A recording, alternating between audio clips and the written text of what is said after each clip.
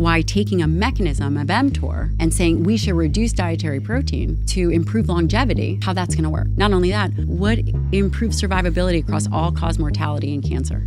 One biggest mistake that I have seen in my career over the last, 5 years, it's really picked up, maybe 5-7 years. The like MTOR thing? Right. Yeah, like apparently, I'm quoting what he said. David Sinclair literally said that low MTOR predicts longevity.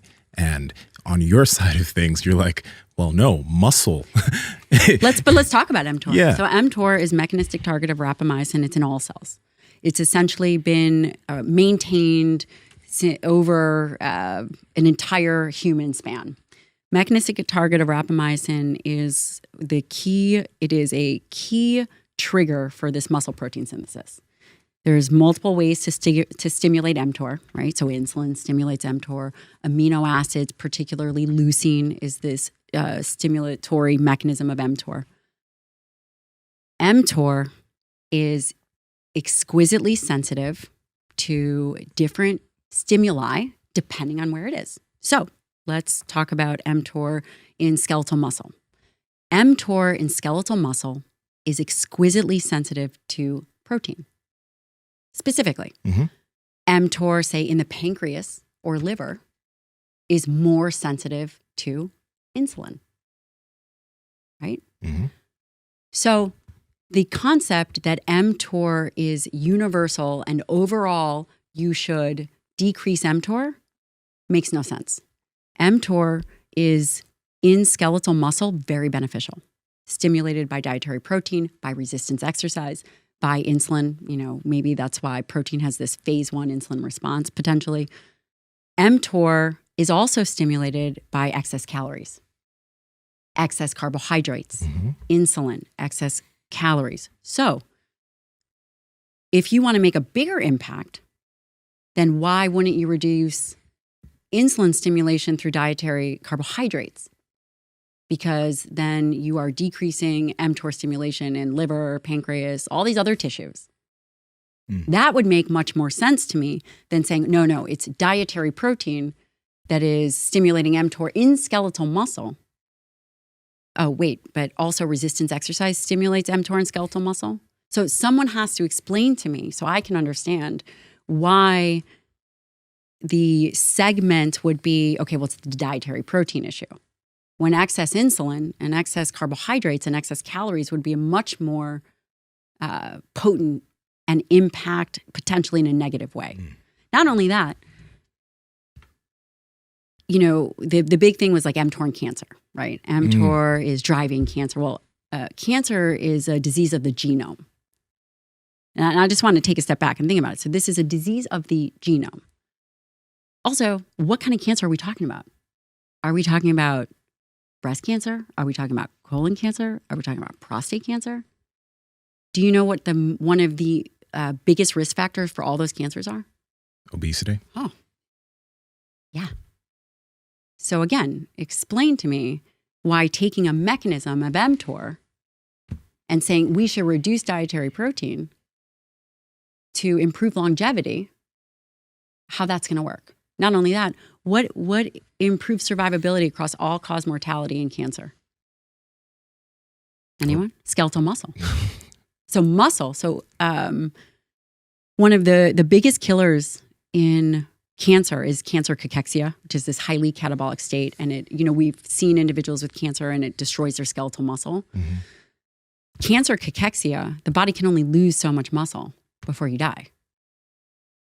So again, explain to me where this is coming from and just show me one randomized control human trial that alone stimulating mTOR with dietary protein that is going to stimulate muscle is going to decrease longevity. I mean, wouldn't there be so many, I know we've had some bodybuilders recently pass, but like wouldn't so many athletes, like people been increasing their protein since the 70s. So like, wouldn't we see like their lives? I mean, if that was the case, people that eat good amounts of protein, would probably die fairly young, and you're not really seeing that.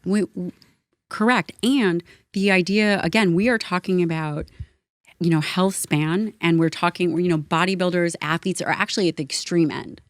So there's bodybuilder athletes. These are also at the extreme end. Now, the other extreme end from a physiology perspective is aging, the geriatric population who have lost skeletal muscle. We know what happens to those people. And they fall, they break a hip, they're sarcopenic, which means low muscle mass strength, function. What also rides along with a decrease in muscle mass are blood sugar problems, all the things that we're worried about. So again, how do we protect skeletal muscle? You protect skeletal muscle two main ways. You train and you eat dietary protein. Break protein down and eat a bunch of it. Right. And the idea is very unidimensional. It's very narrow-minded to say we should reduce our dietary protein to reduce mTOR signaling. That's like saying you should reduce resistance exercise because resistance exercise stimulates mTOR. We have to make sure that the primary outcomes that are required for overall health and wellness are the primary outcomes. Muscle determines a big part of longevity in terms of prevention and protecting people. What about like centurions? I think they're called that, right? Is that people that live to be 100? I forget. Yeah. Am I saying that correctly? I don't know. They're doing all kinds of things. But I know, but a lot of times they're very small. So maybe there's... So you're saying, yeah? I don't know. Maybe there's some truth to like, just because it's such a smaller person, maybe there's just like less protein. I don't know. Maybe, but maybe it's not a protein issue. Yeah. Maybe. And again, why don't we also qualify or quantify what is longevity? So you're going to do protein restriction, but you know what? You're going to be bedridden for the last 5 to 10 years of your life. You are not going to be able to walk. And if you break a hip, you're done. But don't worry, we're going to keep you alive. The alternative is you're going to optimize for dietary protein. You're going to live 6 months less, and you're going to be jacked and tan. I mean, I'm teasing, and this isn't, I don't want the listener to be like, oh my God, she's making these, black and white statements. I really, this conversation, it really is for the audience. And the goal is to bring transparent conversations and perspective back rather than blindly listening to what we are hearing. Again, the other thing we always have to ask is who stands to profit? Why are we having these conversations? I'm a trained geriatrician. I'm trained in the end of life. There is nothing worse than seeing an individual who has fallen and broken a hip and cannot ever walk unassisted again. Power Project family, how's it going? Now, Piedmontese Beef is a company we've been eating literally for years now because they have some of the best beef on the market, tons of cuts, tons of different types of beef. Check them out. Andrew, where can they get it? At Piedmontese.com. That's PIEDMONTESE.com. And at checkout, enter promo code POWER to save 25% off your entire order. And if your order is $150 or more, you get free 2-day shipping. Links to them down in the description as well as the podcast show notes. Yeah, and do you want to be built like David Sinclair? I mean, he's a fine scientist. He's a fine scientist. Hey, he's not jacked and tan though, right? He's a fine scientist, and I think that we all want to do the best that we can for the world.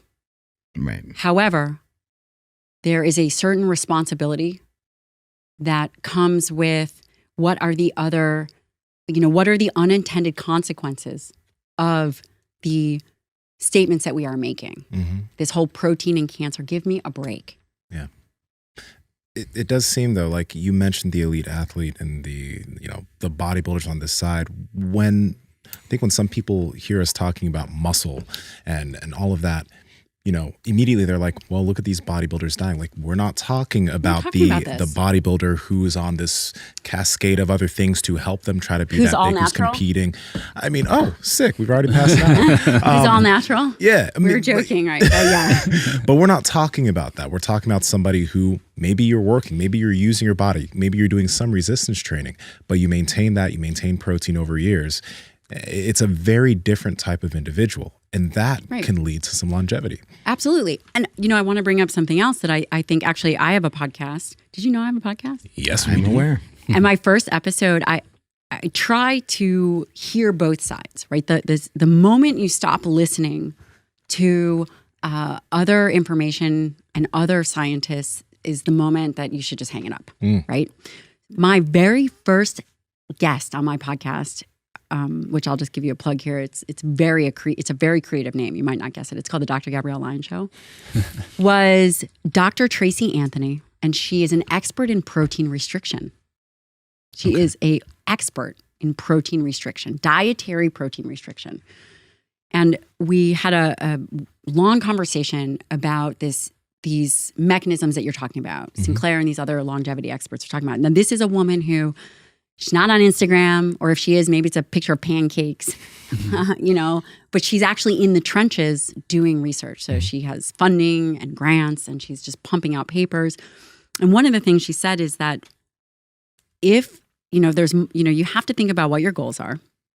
And for protein restriction, it's typically done in rodent models. And those rodent models are in a germ-free, stress-free environment. And we have yet to see that protein restriction over the long term is beneficial for humans. She did say, however, protein restriction done cyclically may increase autophagy and ways in which you can regenerate cells, and that there may be some benefit to targeted protein restriction. And she said, what does that mean? That means it could be one meal every, 2 weeks where you do protein restriction. So we have to quantify when we talk about protein restriction, can it be used? Does it have a positive impact? Yes, it likely does, because it generates stress for the body. It allows the body to upregulate. Mark was talking about how he likes to eat junk food, and maybe once in a while it will create stress in the body that his body can overcome. Did I get that? Yeah. So does protein restriction have that same impact? Yes. Should you do it all the time? Probably not. But can it be done? For me personally, every 3 months, I may go through a period of protein restriction for 1 week. What does that mean exactly? Yep. Like, what does that week look like? For me, it is mostly fruits and vegetables. It's very low protein for about 4 or 5 days, and I feel great. When you say low protein, is that like what, half of your No body animal weight? products, no animal products, just fruits and vegetables. It's essentially one of the methionine restriction is one of the amino acids, right? That's where kind of all the longevity, or much of the longevity discussion comes from. And I'll do it. I'll feel great. It also makes you hungry for those foods again, right? Which might be nice for some people. They might be tired of eating their steak and their whatever it is. They might be exhausted from eating. Hey, if you want to make Squirtle squirt, I know you're enjoying this content, so like, comment, subscribe, and head to the Power Project Discord below. Peace.